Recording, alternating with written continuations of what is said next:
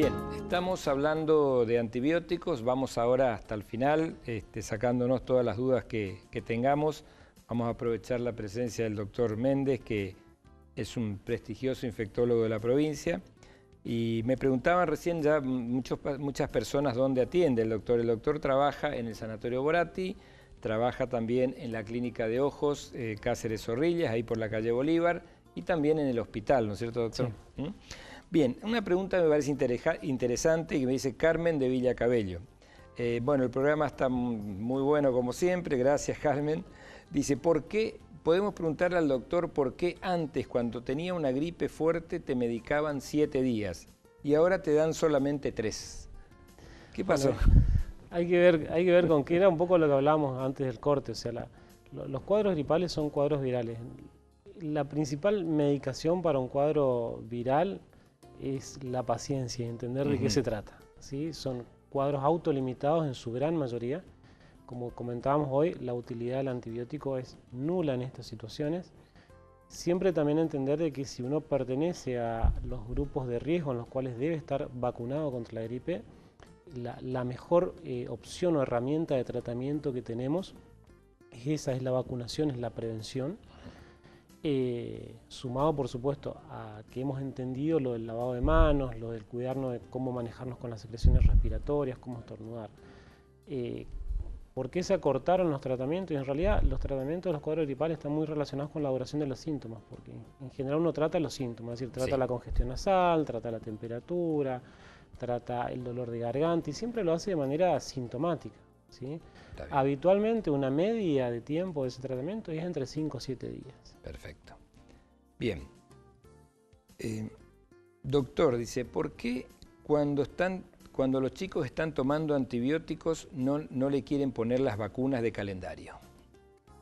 Eso en parte, en realidad hoy por hoy la contraindicación más importante para no vacunar a un paciente esté o no en edad pediátrica es que el paciente al momento de recibir la vacuna tenga fiebre. Ajá. ¿Sí? Que es una situación, digamos, en la que habitualmente no se recomienda la aplicación de la vacuna. Fuera de esas situaciones, las otras son contraindicaciones relativas, decimos nosotros. Bien. ¿Sí? Por ahí uno espera, bueno, si está con el tratamiento antibiótico y sabemos que es una vacuna que habitualmente le puede provocar un poco de dolor al chico, darle algunas líneas de temperatura las primeras 48 horas de aplicación, prefiere esperar un poco a que salga de ese cuadro, ¿sí? Sí. Nunca el retraso va a ser perjudicial. Lo perjudicial es que el paciente, o en este caso el paciente en edad pediátrica, no se aplique las vacunas. Bien.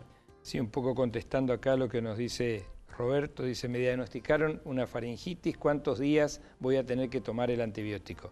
Y 7 días por lo menos. Lo habitual es 7 días, suponemos que es una faringitis de causa bacteriana y no viral, así que, y suponemos que entonces el antibiótico está bien indicado, lo habitual es 7 días. Bien. Bueno, una más y después vamos a desarrollar más temas. Doctor, una persona que es hipertensa, ¿puede tomar antibióticos sin ningún problema? Siempre que estén bien indicados los antibióticos los pueden tomar, ¿sí? Los hipertensos. Bien. Hay diferentes situaciones en las cuales uno ajusta las dosis. Por ejemplo, un paciente que recibe diálisis, es un paciente que si va a recibir algún antibiótico que se elimina por riñón, se ajustan las dosis, ¿sí? En general son menos dosis que las que recibiría una persona que no esté en diálisis, o un paciente con un problema en el hígado conocido que esté bajo tratamiento también.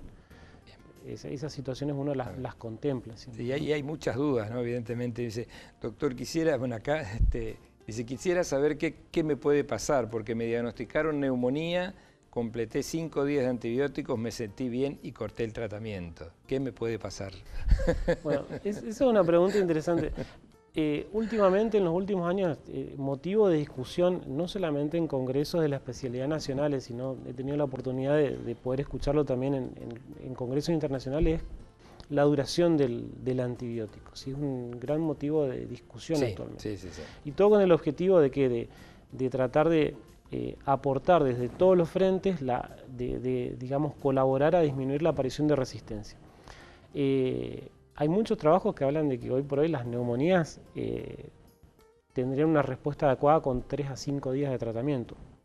Insisto en esto, es algo que está bajo estudio y que todavía falta demostrarlo. Habitualmente una neumonía trata 7 a 10 días, dependiendo del tipo de neumonía, si se ha producido dentro del hospital, si ha sido en la comunidad, las características del paciente y demás. Pero digamos que muchas de las dudas que tienen los televidentes y muchas de las preguntas que se hacen son preguntas que habitualmente a diario nos hacemos nosotros. Es que es así. La gran pregunta del antibiótico de cuánto tiempo es una pregunta que el médico en general, el infectólogo en particular, se la hace a diario con todos los pacientes. ¿Cuánto tiempo lo trato? ¿Lo trato 7, lo trato 14, lo trato más tiempo? Todo depende del tipo de infección que está cursando ese paciente en ese momento. Y es motivo de revisar continuamente la literatura médica, ¿no? Sí. Bien, bueno, y esta es una que yo voy a tomar la posta porque me compete también. Me dice, doctor, le cuento que en Fátima no tenemos guardia de pediatría. Necesitamos un pediatra para la guardia. Por favor, si puede leer el mensaje. Por supuesto que lo estoy leyendo y les quiero comentar que no es un problema solamente de Fátima, es un problema de toda la provincia prácticamente.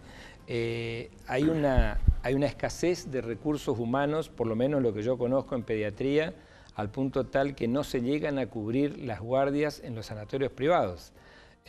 Yo que trabajo en un sanatorio privado y que me toca muy de cerca, nosotros hay días que no podemos llegar a completar los días de guardia. Entonces los pacientes van a uno y se pasan los datos, no, hoy hay guardia en tal sanatorio, si no andate al otro.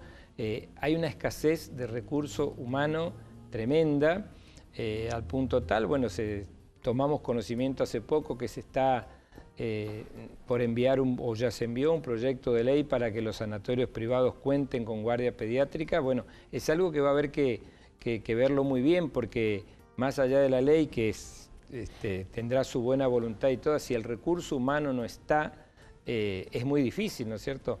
Y lo que pasa, que esto lo hemos charlado en muchos programas, es que, digamos, los profesionales, los médicos que se reciben, están optando por buscar especialidades distintas. Ya no hay escasez de pediatras, hay escasez de clínicos, hay escasez de obstetras, o sea, apuntan un poco más a las especialidades como anestesia, como cirugía mini-invasiva, como neurocirugía, o sea, otro tipo de especialidades, ¿no?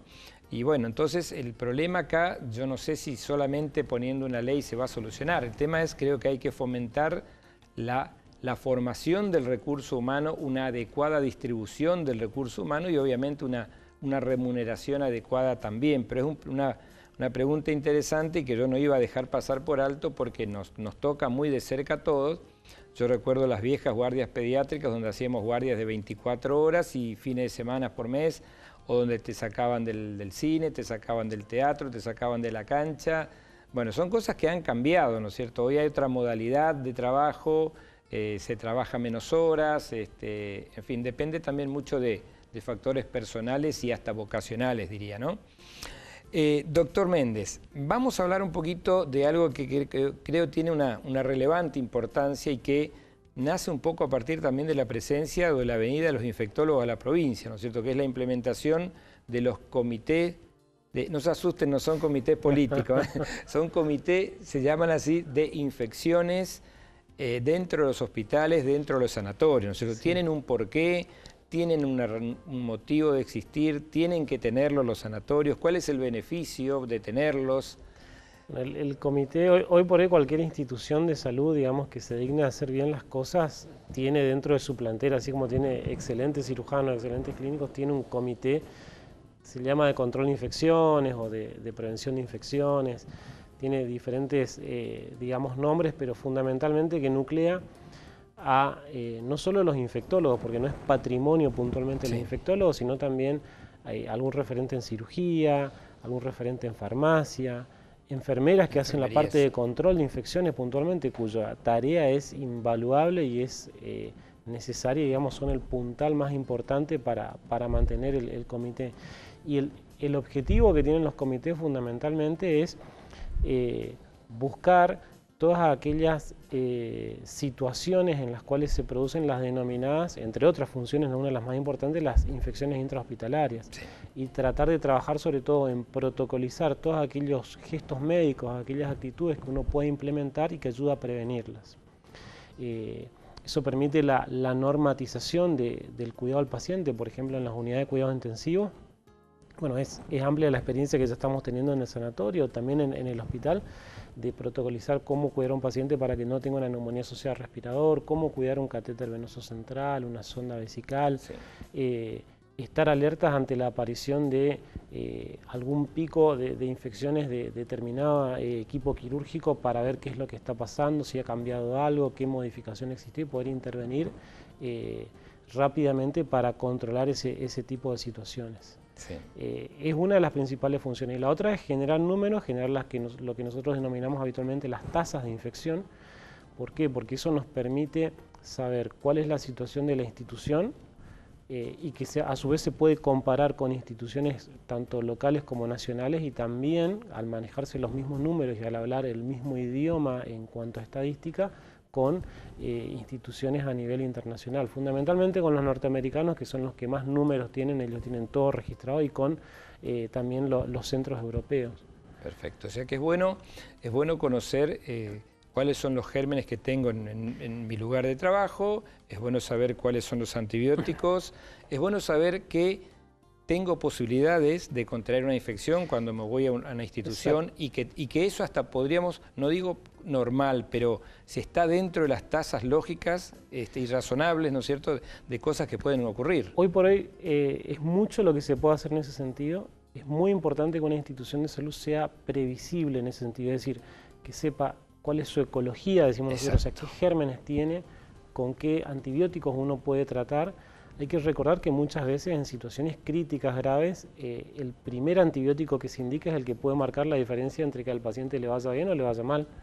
Es muy importante para el paciente, para la tranquilidad del paciente, que sepa cuáles son los números de infecciones, por ejemplo, en determinados tipos de intervenciones quirúrgicas, porque cuando uno se va a operar dice, bueno, a ver, yo quiero un lugar donde tenga la tranquilidad de que es un procedimiento de que se hace bien y que se infecta poco. Perfecto. Y esos números como institución uno debe tenerlos para poder saber lo que le puede ofrecer al paciente en cuanto a calidad de salud. Bien. Bueno, hemos tratado de tocar un poco, hacer un pantallazo así general. Hay infinidad de preguntas. Una señora que está disconforme con una atención que tuvo en una guardia. Nos preguntan, bueno, que dio vueltas por varios sectores y que al final se tuvo que volver a la casa sin tratamiento. Sí, puede pasar, ¿no es cierto? A veces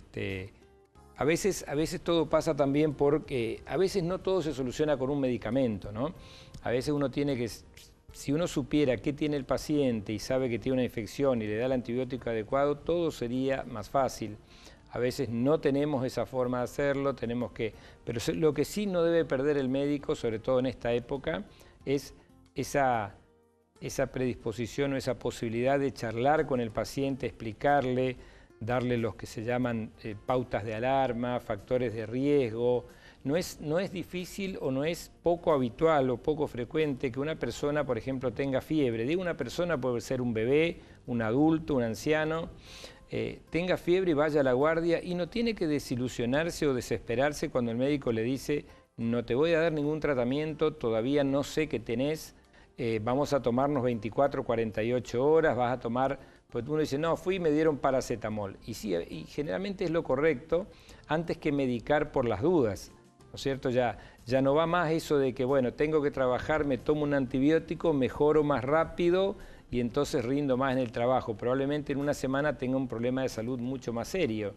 Entonces, a no desesperarse cuando uno consulta precozmente, el médico no le detecta la enfermedad todavía, se toma ese tiempo de espera de 24, 48 horas, siempre y cuando el médico se tome el trabajo y el tiempo de decirle, bueno, puede pasar esto, estate atento a esto, y ante el menor síntoma consulta de nuevo a la guardia o a su pediatra como corresponde, ¿no? Bueno, hay una gran cantidad de preguntas que van a quedar en el tintero, que se las vamos a tratar de responder durante la semana. Yo quiero agradecerte, Gustavo, porque, bueno, creo que hemos aclarado algunas cosas, nos quedaron un montón. Seguramente. Aparte, dentro de la infectología, te aviso ya que han entrado preguntas que tratan puntualmente sobre determinadas infecciones, ¿no?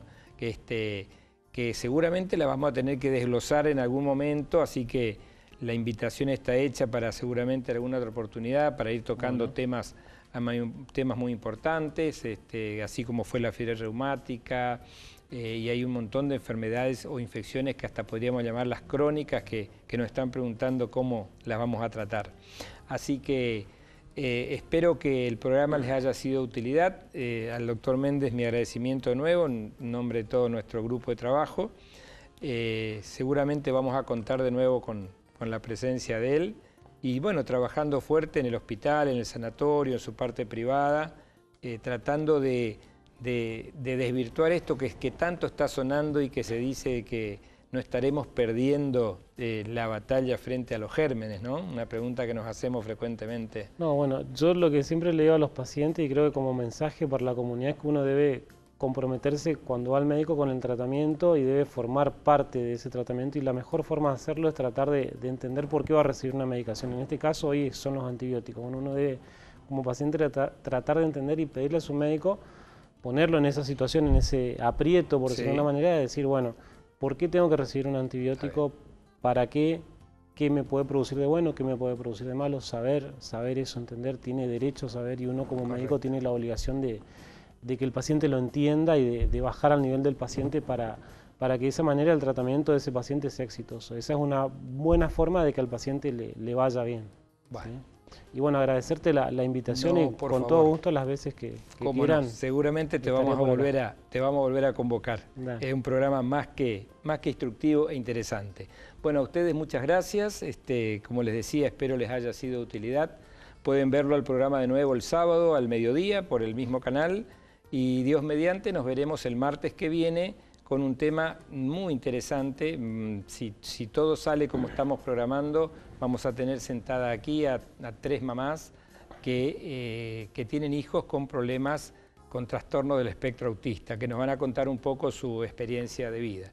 Así que tengan una muy buena semana, cuídense, hay cambios de clima, hay gripe, no termina de irse la gripe A y ya nos está asomando por allá al fondo el dengue, así que a tomar todos los recaudos que digan las autoridades y a cuidarnos como siempre por la salud y por el bienestar de nuestros niños.